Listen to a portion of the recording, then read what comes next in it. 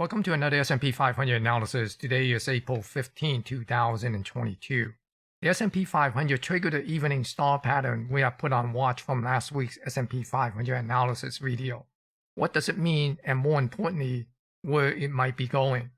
In this video, we'll look at the market sentiment, the market internals, the price action of the S&P 500, and the other major market indexes along with the 10-year yield, the US dollar, gold, silver, and the oil market, and the two heavily weighted FAANG stock, Apple and Tesla, and see what they are all telling us where the S&P 500 and the stock market might be headed. Stay tuned. Before I begin, I need you to take a moment and click the thumbs up to help me promote this video on YouTube. In this video, I will be referencing material from these videos. So if you have not watched these videos from me or unfamiliar with these subjects, then I highly recommend you go and watch them. You will find a link to these videos in the description below and at the end of this video. Now let's start with the weekly chart of the S&P 500. As you can see, the S&P 500 has broken down from this evening star pattern with a solid bearish candle last week. The range for the week was a bit smaller compared to the recent past. It was only 86 points, and it lost slightly less than 96 points or 2.13% for the week. And be reminded, it was a short week due to Good Friday holiday. The S&P 500 price action continued to be one-time framing down, and it closed below the 10-week and also the 40-week moving average, and below this long-term price channel. In addition, the 10-week is below the 40-week, and that's also sloping down. So based on these technicals, the weekly trend for the S&P 500 is down. Now let's take a look at this sentiment chart here. As you can see on the VIX here, it is still inside of this 20-30 zone. And also in the beginning part of the week, the put-call ratio was actually below this 0.75. But as you can see on Thursday, it closed the week at 0.76 or 0.77. So definitely the market participant will still continue to be cautious. And looking at the internal here, as you can see on Wednesday, it actually had a quite strong day and a little bit of a broader market participation on the upside. As you can see on the advanced decline, it was quite positive, and so was the up-down volume ratio. The up-down volume ratio on Wednesday was actually 5-1 in favor of the up volume, and the advanced decline, there were more than 1,500 more advancing issue than declining issue. But overall, it was a little bit of a mixed message week, because on Wednesday, we saw the up-down volume ratio was slightly negative, but we also saw a slight positive advanced decline, although it is only 19 more advancing issue than declining issue, but nevertheless, it was positive. And for the New York Stock Exchange new high, new low, we did see the number of new high, new 52-week high came up a bit, but still the new 52-week low is still hovering between that upper mid 200 level. So the overall new 52-week low still come out ahead of new 52-week high. So as you can see on Thursday, we actually closed with 137 more 52-week low than stock making new 52-week high. And looking at the New York Stock Exchange cumulative AD line last week, we did see a slight positive divergence here between the S&P 500. But again, we are still waiting for this negative divergence to get resolved. And looking at the internal for the Nasdaq market, on Wednesday, we also saw a quite strong day for the Nasdaq, and it did have a quite strong up-down volume ratio of 4.5-1 in favor of the up volume, and also the advancer outnumbered the decliner by over 2,282. But once again, the number of stock making new 52-week low is still outnumber the number of stock making new 52-week high. And as you can see throughout the week, it was more 52-week low than 52-week high in the Nasdaq market. And similarly to the New York Stock Exchange, the cumulative AD line in the Nasdaq market also show a little bit of a positive divergence. So keep an eye out for maybe we get a little bit of a bounce there, but just be aware of this slight positive divergence there. From the sentiment and also the internal, we seem to see the market participant is still pretty much undecided and leaning toward the caution side. Right? We saw a slight positive divergence on the daily advance and the cumulative advance decline, but the new 52-week low is still outnumbered the new 52-week high. Although in the New York Stock Exchange, we saw the number of stock making new 52-week high did come up a bit, but once again, we are still waiting for a resolution on this pattern that it just triggered, the evening star pattern, to get play out. So I will still continue to be cautious based on the sentiment and also the internals. Now let's take a look at the S&P 500 price action on this daily chart here. As you can see, we saw the price last week book this evening star pattern. Remember, we were watching this 50% retracement level at 44.66-67 area, right? And we're basically looking for this thing to come down and dip down to this 382 at 43.83 level. And you can see that it came down and bounced off of it slightly before the end of the week. So for the coming week, we'll continue to monitor to see will it continue to move down toward this level here near the 4,300 level. If we do get a little bit of a bounce, it's most likely going to be chopping around between this zone here, between the 50% retracement and the 382, between 44.67 and 43.84 area. So that's where you might see a little bit of a chop and then proceed down to the 4,300. And if we break the 4,300, then we'll be looking at these low here for possibility of a retest. And that would be somewhere around 42.25 and also 41.61 before it come down to check this very low at 41.14.65. As of Thursday, the close is only 8.81% from its high here, this all-time high. So essentially, we're still in a pullback mode. We have to get below the 10% or more on the pullback before we classify this as in a correction mode. And looking at the Nasdaq 100 on this daily chart, it too broke this evening star type of pattern here with a gap down last week and also a bearish candle for the week. It broke below this 14,396 the prior week, and the weakness just continues. So right now we're essentially looking for continued weakness to the level down here at this 13,000. So we'll see if it come back up. Most likely we'll do a little bit of a back test toward this 382, somewhere around this 14,400 level before it continue to proceed back down for this 13,000 level. And as of Thursday's close, it is 17.13% from its all-time high. So it is still in a correction territory. That's not enter or re-enter the bear market territory yet. And for the Russell 2000, the Russell 2000 actually got a slight gain on for the week. But again, it is still pretty much chopping inside of this consolidation area and looking at this as a bull flag with a major move down here somewhere around 1725 area. So right now we'll continue to watch for the Russell 2000 to come down toward this 1935 level. And if it breaks out of this balance area, then we're essentially looking at a move down toward this 1725.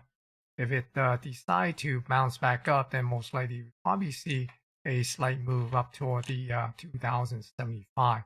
But the probability is in the in favor of the downside, continuation on the downside move. Also, the Dow Jones Transportation had a positive week after two huge down weeks.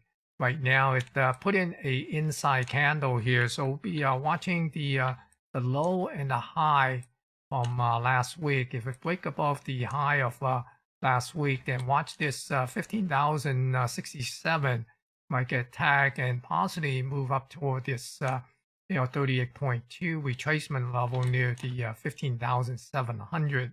But if it take out the low, then look for this low here, the February low, to get retested at 14,133. And as of Thursday's close, it is in the correction territory with an 18.74% from its all-time high here. And for the Dow Jones Industrial, down slightly. It came down to the 38.2, somewhere around the 34,000, got a nice bounce back up, and seems to be back testing this 50% retracement, somewhere around this 34,614. So we're essentially watching the Dow Jones Industrial to see would it break this zone between the 618 and the 382. So if it break this zone on the downside, we'll be watching for the possibility of coming back down to retest the February low at 32,272.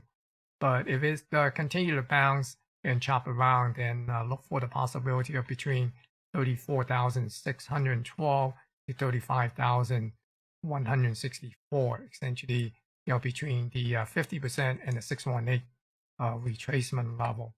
And the New York Stock Exchange Composite continued to work its way down toward the bottom of this consolidation of this balance area near the 16,100.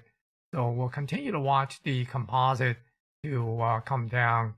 And if it does get a bounce, then probably will likely see a little bit of a resistance here at 16,932.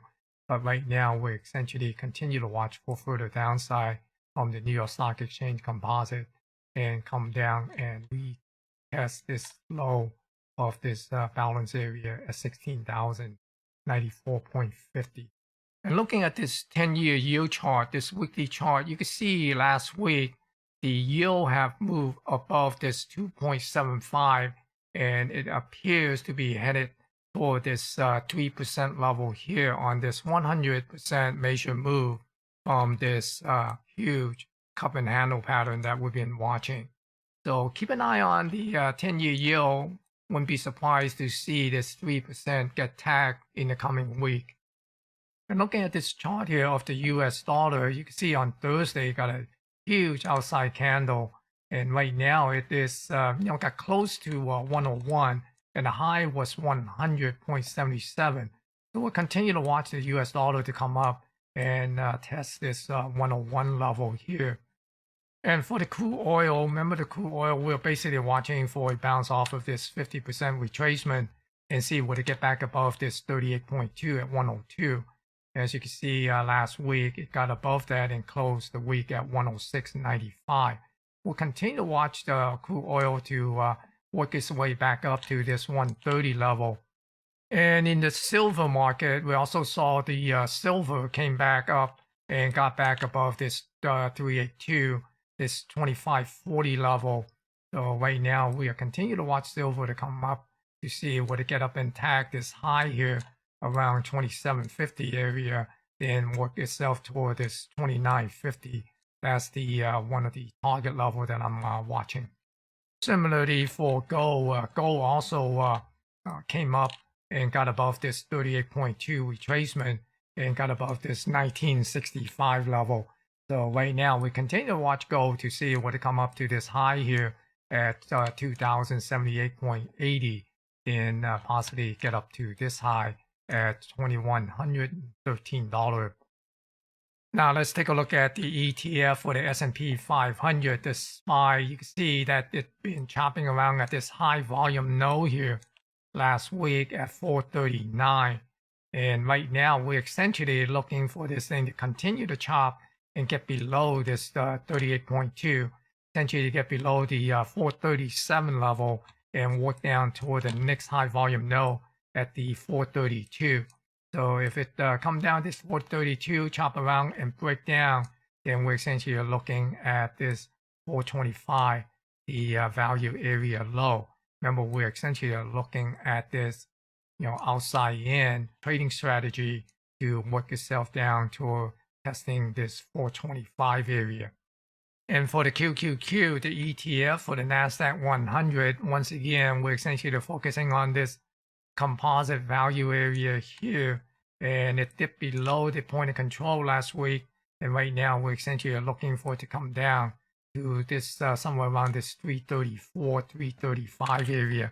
So we'll see what it come down and be able to get a bounce back up. If it doesn't and if it breaks, then we'd be watching for it to come down to the next high volume zone somewhere around this area here between 332 and 327.5. So keep an eye on this 334 for the coming week. So looking at this IWM, the ETF for the Russell 2000, we're still looking at this value area, this composite value area, although it is chopping around near this point of control, composite point of control near this 199. So we continue to watch it to come down and tag this 194, 195 area. Essentially, we're looking at this look above and fail type of a trading strategy. Now let's take a look at Apple, one of the FAANG stock here. Let me zoom this in and we can take a closer look here. Remember, we're looking at this composite volume profile and looking at this value area here. And you can see that it essentially came back into this value area after broke out of it. So we're essentially looking at this look above and fail type of a movement here. And last week, it tried to get back up at this high volume node or this composite point of control here and was unable to get up there. And right now it's broken down and got to this high volume node, and it is essentially coming down to this low volume zone here, this low volume node here, and testing this 50% retracement based on this swing here. So right now we're essentially continue to watch for Apple to continue to move on the downside, and the next level to watch is essentially this 618 somewhere around this 161 area, and that would also in confluence with this composite value area low. So keep an eye on this 618 or this $161 level, and if it breaks that, then look for this trend line here, and that would be somewhere around this 159 area, 158, 159 area to see what it get some support off of this trend line. Now, the other stock that we looked at last week is Tesla, and that is also one of the heavily weighted stock on the SP 500 and the Nasdaq 100. So as you can see, I have two composite volume profile here. One is based on this high to this low, and you can see that the point of control is down here somewhere around 918. And the other composite volume profile is between this low and this high here. And we see that the point of control is slightly lower, right? It's down here at this 836 level. So right now, as you can see, let me zoom this in here and get a closer look. Let's do this here. And we zoom in here, and you can see that we did see a low volume zone here on its way down. And also, we see a low volume zone here on its way back up on this side of the price action. So right now, it is sitting right at the edge of this low volume zone. So we're going to see what it get a bounce, continue to bounce off of this 382 between 979, 980 level. Essentially, this is the retracement, Fibonacci retracement based on this swing here. So we're going to see what it get a bounce back up, and maybe it will come back into this high volume node here, close to this 138 level, and maybe it get a little bit of a chop around and then pushes back down. But if it continues to move lower and break below this 382, break below this 979 level, and I expect this price to move down to the next level here, down to this trend line near this 926 area quite quickly, because we did not see much of a price acceptance in this area here. So I would expect the price to come down relatively quickly, and then maybe come back up and backfill it, bounce around if it is able to find some support off of this trend line or off of this 50% retracement level. So that's basically what I'm looking at for Tesla for the coming week, is this 979, 980 level here to see if will it be able to hold. And if it doesn't hold, then I'm looking at this 926, 925 level. Now let's review some of the strong sector and some of the weak sector comparing to the relative strength to the S&P 500.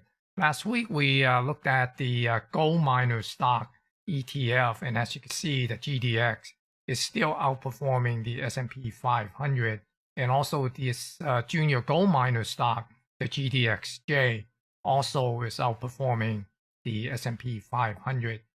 And also the utility is continue to outperform the S&P 500. So is the energy, also the natural gas. Look how strong the natural gas is. The XLF is trying to break down from this level here right now. The XLF will look quite weak. The XLK, which is the technology sector, the weakest sector in the technology is the SMH, the semiconductor sector. You can see how it's breaking down right now. Interest sensitive sector, the home builders, although we got a low bounce last week, but again, it's still pretty much underperformed the S&P 500. So we will continue to monitor the sector for continued weakness, and also we will continue strength in the gold miners and also the energy sectors, as well as the utilities. In summary, the evening star pattern was triggered with a bearish candle last week, and the sentiment are still pointing to a risk-off. The market internals still have not reached a level of despair capitulation. Until we see the market participant reach the despair level and start to show a strong bias on the downside, we should remain cautiously bearish. Now, if you're interested in monitoring what the market is telling you and to get an unbiased view on the market, then click the subscribe to this channel, and be sure to click the thumbs up if you find this video to be useful and informative. Thank you for watching, and stay safe.